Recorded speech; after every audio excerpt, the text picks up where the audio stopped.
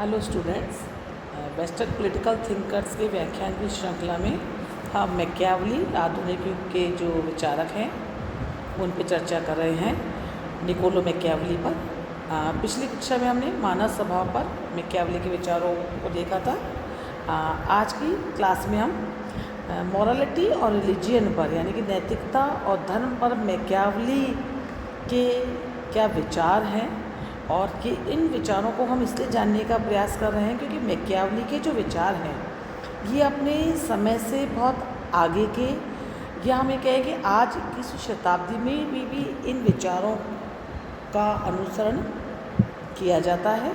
तो ये विचार प्रासंगिकता लिए हुए हैं। नैतिकता और धर्म संबंधी मैकियावली के विचारों को हम निम्न शीर्षकों के अंतर्गत देख सकते हैं। सबसे पहली बात जो हम देख रहे हैं कि मैकियावली ने नैतिकता और धर्म का अलग अलग सांचे के अंदर फिट किया है। वो कैसे?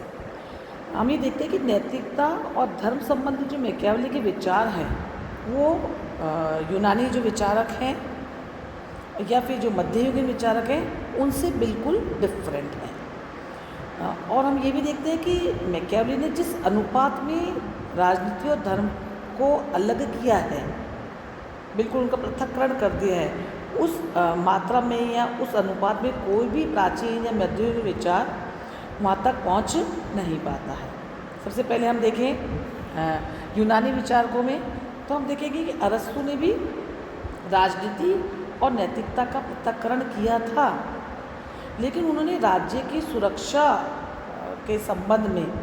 अच्छाई और बुराई को नहीं देखा। या फिर हम ये भी कह सकते हैं कि अरस्तु ने जो ये पृथक्करण किया था ये बहुत आकस्मिक था, या फिर हम कह सकते हैं ये उनके राजनीतिक सिद्धांत की मूल विशेषता भी नहीं थी। और उन्होंने, जबकि हम मैकियावली को देखें तो हम देखेंगे कि मैकियावली ने जो राजनीति में या राजनीति का नैतिकता और धर्म से जो पृथक्करण किया है, या धर्म और नैतिकता का आपस में जो पृथक्करण किया है, ये बहुत सुविचारित और सचेत मन से किया हुआ पृथक्करण प्रतीत होता है। तो हम देखते हैं कि उनका जो सेपरेशन है कि जहाँ वो राजनीति को एक तरफ धर्म और नैतिकता से अलग कर रहे हैं, वहीं दूसरी ओर वो नैतिकता और धर्म के बीच में भी पृथक्करण कर रहे हैं, और ये इनके राजनीतिक दर्शन की एक मूल विशेषता है। दूसरी बात हम जो देखते हैं मैकियावली के नैतिकता और धर्म संबंधी विचारों में, कि मैकियावली के लिए जो मध्ययुगीन विचारक थे उनके बिल्कुल विपरीत मैकियावली किसी भी इस बात को, तथ्य को मानने को तैयार नहीं थे कि मनुष्य की जीवन के कोई पारलौकिक उद्देश्य भी हैं। यानी कि मैकियावली के लिए मानव जीवन का एकमात्र उद्देश्य है, और वो उद्देश्य है इस लोक में सुख और आनंद की प्राप्ति करना।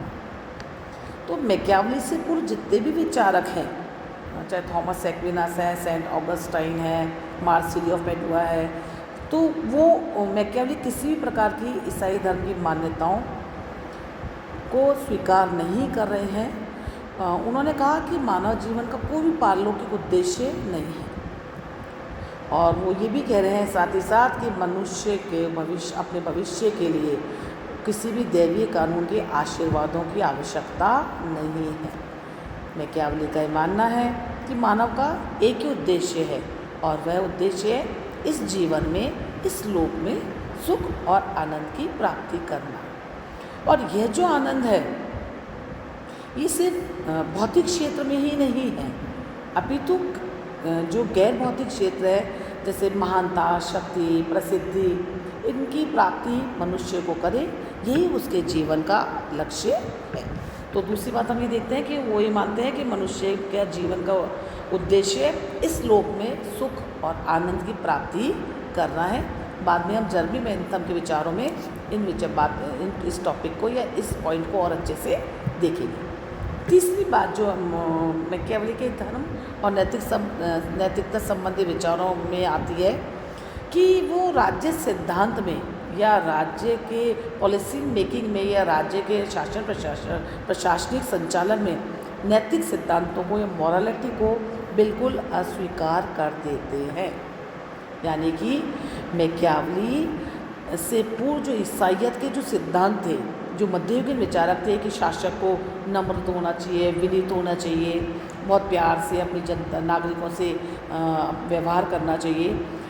इसके विपरीत मैकियावेली अपनी पुस्तक प्रिंस में अपने शासक को किसी भी प्रकार की नैतिक सीमाओं में नहीं बांधते हैं। मैकियावेली कहते हैं कि राज्य के उद्देश्यों को अगर राजा को प्राप्त करना है, यदि उसे अपनी सीमाओं का विस्तार करना है, यदि उसे अपने नागरिकों को सुरक्षा प्रदान करनी है, तो यहाँ पे राजा किसी भी प्रकार के नैतिक, अनैतिक, अच्छे, बुरे, वैध, अवैध सभी प्रकार के साधनों का प्रयोग कर सकता है। तो हम क्या देखते हैं कि मैकियावेली अपने राजा को छल, कपट, जालसाजी, धोखाधड़ी, विश्वासघात, दमन सभी प्रकार के अनैतिक जो भी साधन हैं उनके प्रयोग करने की उसको अनुशंसा उसके लिए कर देता है। तो मैकियावेली के जो भी विचार हम नैतिक सिद्धांतों के स्वीकृति के इस पॉइंट में देखते हैं, तो हमको जो आज जो कहावतें हैं, जिसकी लाठी उसकी भैंस, या साध्य साधनों को औचित्य है, वह इन बातों को या किसी भी कानून को स्वीकार नहीं करता। वो कहता है कि राजा को अपने शासन कार्य में या अपने शासन संचालन में किन्हीं भी नैतिक सिद्धांतों को स्वीकार नहीं करना चाहिए। इसी से जुड़ी हुई चौथा पॉइंट जो हम देखते हैं कि वो साध्य नहीं अपितु साधनों की प्रासंगिकता में विश्वास करता है। क्योंकि मैकियावेली जो है वो किसी कार्य की अच्छाई और बुराई के बारे में उसका कोई चिंतन नहीं है या वो चिंता भी नहीं करता है, क्योंकि वह जबकि वो उसका जो इम्पैक्ट आएगा वो उसके बारे में ज़्यादा चिंतित दिखाई देता है। मतलब मैकियावेली राजा को ये कह रहा है कि राजा को राज्य की सुरक्षा का ध्यान रखना चाहिए और इस राज्य की सुरक्षा के लिए वो किन्हीं भी प्रकार के साधनों का प्रयोग कर सकता है। यानी कि जो एंड है, जो मिल रहा है, जो प्रभाव है, वो इम्पॉर्टेंट है उसके लिए। और वो कहता है कि अगर एंड हमारा जो रिज़ल्ट निकल के आ रहा है, अगर वो अच्छा आ रहा है, तो साधन अपने आप ही प्रतिष्ठित हो जाएंगे और उन्हें एक एक्सेप्टेंस, जो एक जनरल एक्सेप्टेंस मिलती है, वो भी प्राप्त हो जाएगी। तो इसीलिए वो अपने शासक प्रिंस अपनी पुस्तक के अंदर वो कह रहा है कि राजा में लोमड़ी और शेगने सिंह का अनुसरण करने की योग्यता होनी चाहिए। और वो अगर उसमें ये दोनों गुण होंगे, लोमड़ी के और शेर के, तभी वह अपने आप को जो भी राजतांत्रिक व्यवस्था के अंदर जो भी ट्रैप्स होते हैं, जाल होते हैं, जालसाजी होती है, षड्यंत्र होते हैं, उनसे वो अपने आप को बचा सकता है। क्योंकि जब उसको इन षड्यंत्रों को कब पहचान पाएगा, कब वो अपने आप को सुरक्षित रख पाएगा, जब वो लोमड़ी और भेड़िए की बातें, लोमड़ियों और भेड़ियों को डराने के लिए शेर की भांति जो गुण होने चाहिए वो उनको अपने आप के अंदर स्वीकार करेगा। साथ ही साथ वो एक समझदार राजा को भी अपने सभी जो भी अपने विश्वास है उनका पालन कहता है नहीं करना चाहिए। Excuse me. क्योंकि वो कहता है कि क्योंकि हमने जब उनके मानव स्वभाव की चर्चा करी है तो हमने देखा है कि मैकियावेली का जो मानव है वो उसको बुरा मानता है। तो वो कहता है कि राजा के पास ऐसा कोई मापदंड नहीं है या उसके पास ऐसी कोई बात नहीं है कि वो ये देख सके कि कौन व्यक्ति उसके विश्वास पात्र है और कौन उसके विश्वास पात्र नहीं है। तो इसलिए वो कहता है कि राजा को कोई भी दिखावट में दयालु, कृपालु या धार्मिक होना जरूरी नहीं है। इसके बनिस्बत तो ये कह रहा है कि राजा का अंदर स्वांग और पाखंड के गुण होने चाहिए कि वक्त और परिस्थिति के अनुरूप वो अपने साधनों में या अपनी साम दाम दंड भेद की जो नीति है उसको अपना करके अपने उसका जो अल्टीमेट औचित्य है कि वो शासन कार्य को अच्छे भलीभांति तरीके से चला सके, उस पर उसको ध्यान देना चाहिए। नेक्स्ट हम देखते हैं कि पॉइंट कि मैकियावेली नैतिकता और धर्म संबंधी अपने विचारों में धर्मनिरपेक्ष विचारों का समर्थन करता है। क्योंकि बेसिकली हम देखते हैं कि मैकियावेली कोई ऐसे अनैतिक और अधार्मिक व्यक्ति नहीं है। वो नैतिकता और धर्म से कोई घृणा भी नहीं करता है, उनकी उपेक्षा भी नहीं करता है। और राजनीतिक जीवन में वह इन दोनों की इम्पोर्टेंस को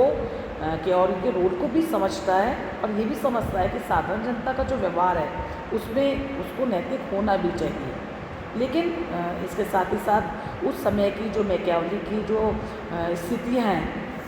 उसके संबंध में अपनी पुस्तक जो होती है डिस्कोर्सेस में मैकियावेली ने साफ साफ बता दिया कि जो भी राजा अपने आप को भ्रष्टता से स्वतंत्र रखना चाहते हैं उन्हें सभी धर्मों की पवित्रता को बनाए रखना चाहिए, उनका आदर भी करना चाहिए,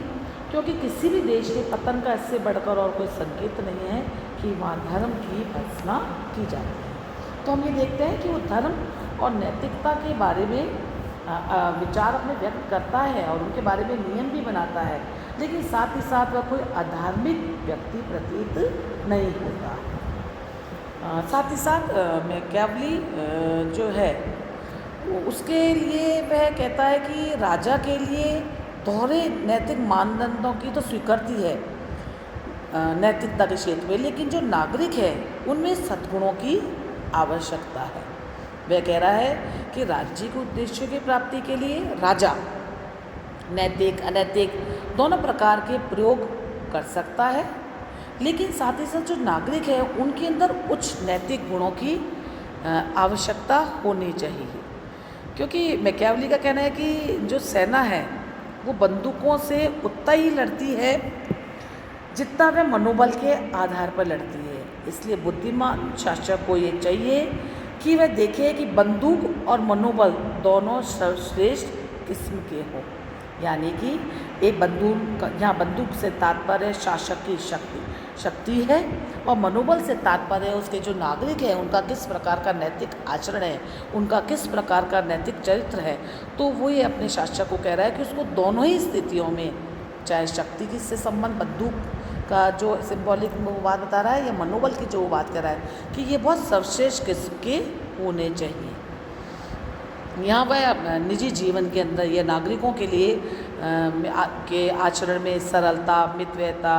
और कर्तव्यों की जो भक्ति है या कर्तव्यों की जो पालना है उसके वफादारी और विश्वास पात्रता पर जोर देता है। इसलिए मैकियावेली कहता है कि बुद्धिमान शासक को ये भी देखना चाहिए कि जो सोसाइटी के या उसके जो राज्य है उसके नागरिकों की निजी नैतिकता के मानकों का जो स्टैंडर्ड्स है उनका पतन नहीं होना चाहिए। तो कुल मिला के हम ये कह सकते हैं मैकियावेली के नैतिकता संबंधी विचारों के विवेचन में कि मैकियावेली नैतिकता से घृणा नहीं करता है, नहीं वह अनैतिकता में विश्वास करता है, बल्कि वो तो राज्य के उद्देश्यों के प्राप्ति के लिए वो उसके प्रयोग की आज्ञा शासक को दे देता है, क्योंकि उसके लिए सामाजिक संगठनों में राज्य एक सर्वश्रेष्ठ संगठन है और राजा पर नागरिक सुरक्षा का एक बहुत बड़ा दायित्व है। इसलिए जो ये नैतिकता के जो ये नियम है नागरिकों के लिए तो हो सकते हैं, आवश्यक हैं, लेकिन राजा के लिए चूँकि उसको राज्य के उद्देश्यों को प्राप्त करना है, जो मनुष्य स्वार्थी, लोभी, कपटी है, उसके आक्रामक प्रवृत्तियाँ है, जो इन सबको रोकने के लिए भी राजा को तो इस बात की और रहना होगा, या फिर कि जैसे वो कहता है कि जो ईसाई नैतिकताएं हैं या जो ईसाई धर्म जो जिन मॉरल वैल्यूज़ को लेकर के चलता है उनसे युद्ध नहीं जीते जा सकते हैं, नहीं उनसे षड्यंत्रों का दमन किया जा सकता है, नहीं हम जो डिप्लोमेटिक सक्सेस है उसको प्राप्त कर सकते हैं, क्योंकि जो राज्य कला है या जो शासन कला है ये एक कठिन कला है और इसको प्राप्त करने के लिए या इसके लक्ष्यों को प्राप्त करने के लिए राजा को नैतिकता और धर्म को पृथक कर करके अपने आगे शासन कार्य को या शासन को उसके जो लक्ष्य हैं उनको प्राप्त करने का प्रयास करना चाहिए। Thank you.